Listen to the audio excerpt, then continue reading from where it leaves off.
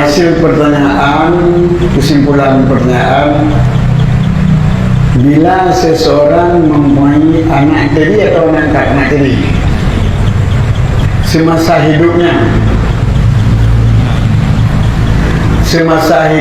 memberikan hartanya seluruhnya kepada anak tirinya, apakah boleh? Yang berat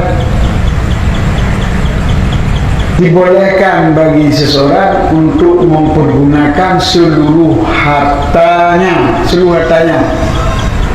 untuk apa saja.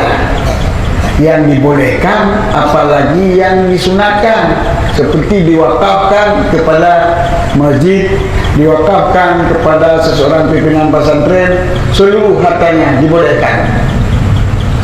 Tetapi dalam keadaan dia masih sehat, bukan sakit yang dengan sebab itu sakit itu dia meninggal.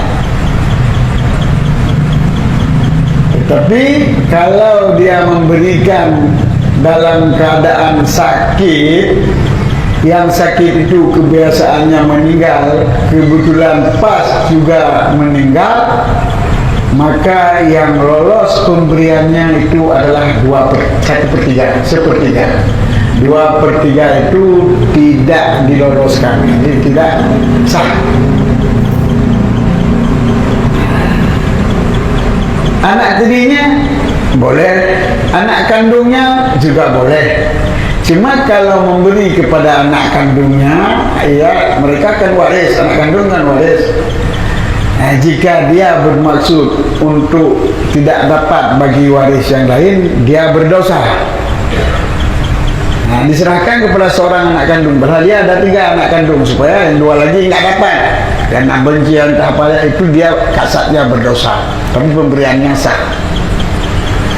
Tapi kalau nak jadi nggak masalah. Nanti sama dengan orang lain sebab bukan waris.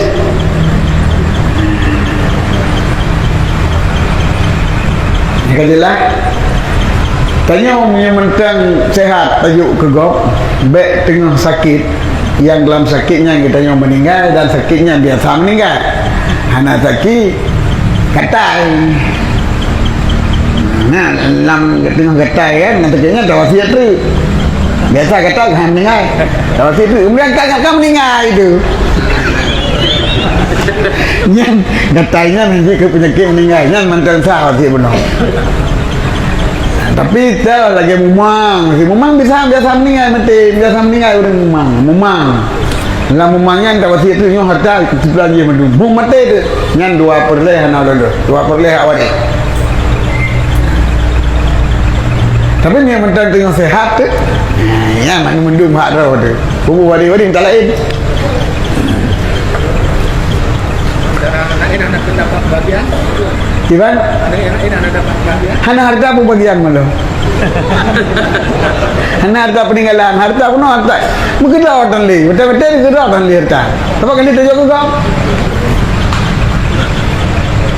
Ini waktu 3 mana tujuh kau, bina lampu mana tujuh kau. Tanya apa yang tak ibam limpai kedai, ani ibam limpai kedai kan hana tak boleh.